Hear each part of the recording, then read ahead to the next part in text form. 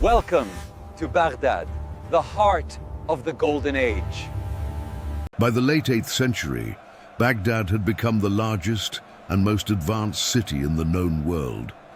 1 million inhabitants walked its streets when London barely counted 25,000 souls. Founded just 4 decades earlier by Caliph al-Mansur on the banks of the Tigris, this circular metropolis rose as the beating heart of the Abbasid Caliphate, an empire stretching from the borders of China to the coasts of Spain. In this video, I use modern artificial intelligence tools to bring historic paintings, maps, and ancient engravings to life, shifting perspectives, changing camera angles, and moving through these scenes in ways their original artists never could have imagined.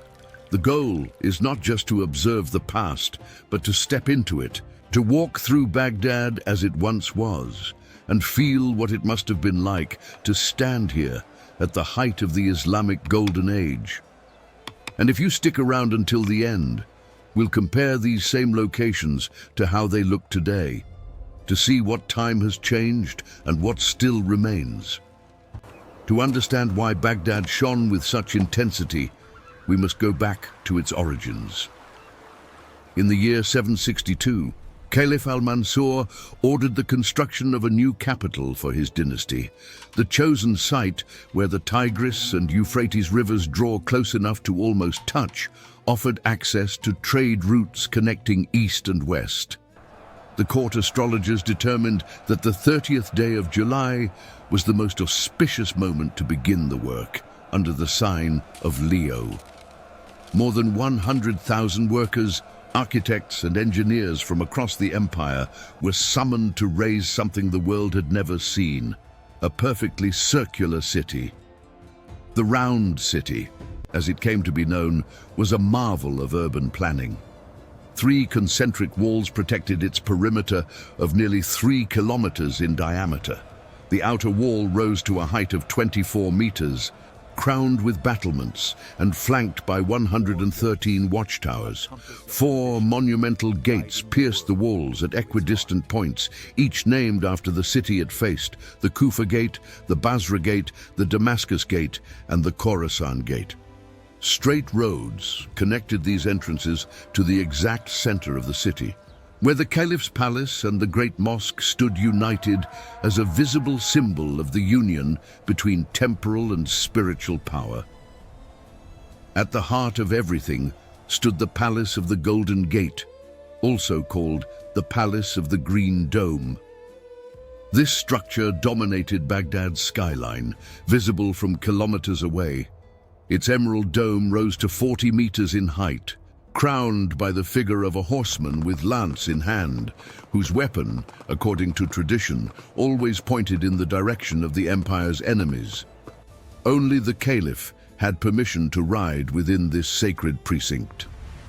Beneath the dome, an audience chamber of 9 square meters served as the throne room, where ambassadors from Constantinople, from Charlemagne's court, and from distant China prostrated themselves before the commander of the faithful. Under the reign of Harun al-Rashid, who ruled from 786 until 809, Baghdad reached its maximum splendor. This is the Caliph whom Western imagination immortalized in the 1001 Nights, though reality surpassed any fantasy. His court was a center of music, poetry, and unparalleled extravagance. His wife, Zubaydah, used only tableware of gold and silver encrusted with gems. Poets like Abu Nuwas recited verses in halls illuminated by thousands of oil lamps, while musicians performed melodies that fused Persian, Arab, and Indian traditions. When Frankish diplomats visited the court in 799, Harun sent them back with gifts that included a mechanical clock so sophisticated that Charlemagne's courtiers considered it the work of magic. But Baghdad's true treasure did not reside in its palaces or jewels. Somewhere within the city walls stood the House of Wisdom, an institution that would change the course of human history. Founded by Harun al-Rashid and dramatically expanded by his son al-Mamun, this center gathered the most brilliant scholars of the known world. Here, translators worked day and night, converting Greek, Persian, Sanskrit, and Syriac texts into Arabic. The works of Aristotle, Plato, Euclid, Ptolemy, Galen, and Hippocrates were preserved and commented upon, while Western Europe traversed centuries of intellectual darkness. It is said that translators received the weight of each completed book in gold. Imagine walking through the halls of the House of Wisdom in those days. Muhammad ibn Musa al-Khwarizmi, a Persian mathematician whose Latinized name gave us the word algorithm, worked here developing algebra as an independent discipline. His treatise on linear and quadratic equations laid the foundations of modern mathematics. In other halls, astronomers refined Ptolemy's tables and built observatories to map the heavens with precision never before achieved.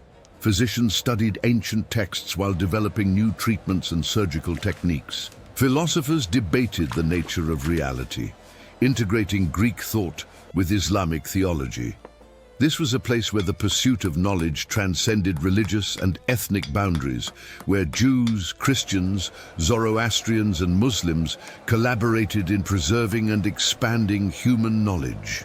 Beyond the walls of the Round City, Baghdad had overflowed into a labyrinth of neighborhoods, markets, and suburbs housing its 1 million inhabitants. The Al-Kark district, south of the original city, bustled with bazaars where merchants from around the world offered their wares. Baghdad's position at the heart of the Silk Road routes made it the central marketplace of international commerce. Caravans arrived loaded with silk and porcelain from China, spices and diamonds from India, ivory and gold from East Africa, amber from the Baltic, and furs from Russia. The wharves along the Tigris received hundreds of vessels connecting the city to the Persian Gulf and through it to the world's oceans. Walking through these markets was to immerse oneself in an ocean of colors, aromas, and sounds.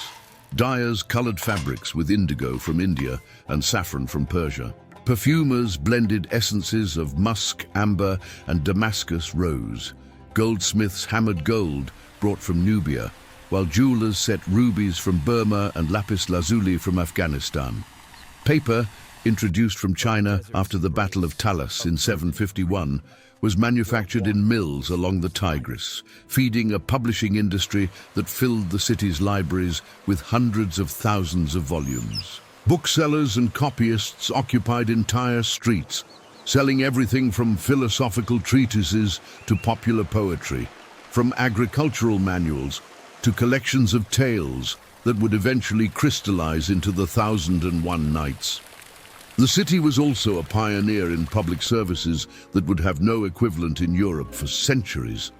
In 805, Harun al-Rashid ordered the construction of Baghdad's first hospital, an institution offering free treatment to everyone, regardless of faith or social condition. Soon, more hospitals emerged, each with departments specializing in internal medicine, surgery, and ophthalmology. These establishments also functioned as medical schools, where students learned alongside patients. Pharmacies, separated for the first time from medical practice, dispensed remedies catalogued in texts documenting hundreds of medicinal substances. A physician named Al-Razi, known in the West as Rhazes, chose the site for a new hospital by hanging meat in different neighborhoods of the city and observing where it took longest to rot. Baghdad's gardens rivaled its libraries in fame and splendor. Influenced by Persian traditions, these spaces combined aesthetic beauty with sophisticated hydraulic systems. Fountains and channels crossed courtyards and gardens, creating cool microclimates in the midst of the Mesopotamian desert heat. The Palace of Paradise and the House of the Tree, mentioned by chroniclers and travelers, contained interior gardens with plants brought from every corner of the empire. Exotic birds sang among fruit trees, while water murmured in pools decorated with colored tiles. These gardens were not mere ornaments. They represented the Quranic concept of paradise, an earthly foretaste of celestial rewards. Now, I want to bring you into the present and show you how these places look today. Thanks for being here, and if you have ideas or suggestions for future cities, share them in the comments. Let's get into it. The round city of Al-Mansur no longer exists. Its last vestiges were demolished in the 1870s by the Ottoman governor Midhat Pasha, who modernized Baghdad but destroyed what remained of the original city. Today, nothing visible remains of those circular walls or the palace of the Green Dome, which collapsed during a storm in the year 941. The site where the heart of the Abbasid Caliphate once beat now lies beneath modern streets and contemporary buildings in the Al-Karkh neighborhood. The Abbasid palace that can still be visited in Baghdad dates from the late 12th or early 13th century, probably built under Caliph al-Nasir. Although not from Harun al-Rashid's era, it offers a glimpse into Abbasid architecture with its decorative brickwork, its central courtyard with fountain, and its vaulted iwans. Restored during the 20th century, it functions today as a museum and testimony to a glory that survived until the Mongol invasion of 1258. That invasion marked the end of everything. In February of that year, Hulagu Khan's army besieged Baghdad for 2 weeks before taking the city. What followed was one of the most devastating massacres in human history. It is estimated that between 200,000 and 1 million inhabitants were killed. The Mongols destroyed mosques, palaces, hospitals, and the city's 36 public libraries. The House of Wisdom was razed, its books thrown into the Tigris, which, according to chroniclers, ran black with ink and red with blood. The last Abbasid Caliph was rolled in carpets and trampled to death by Mongol cavalry to avoid spilling royal blood upon the earth.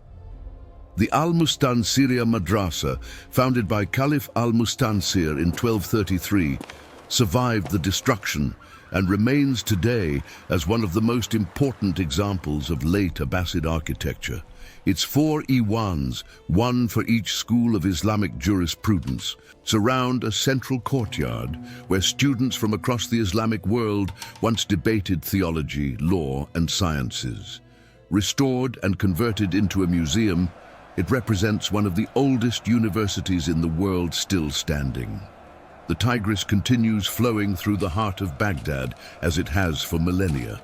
The modern Iraqi capital extends on both sides of the river, connected by bridges that have been built, destroyed, and rebuilt throughout recent conflicts.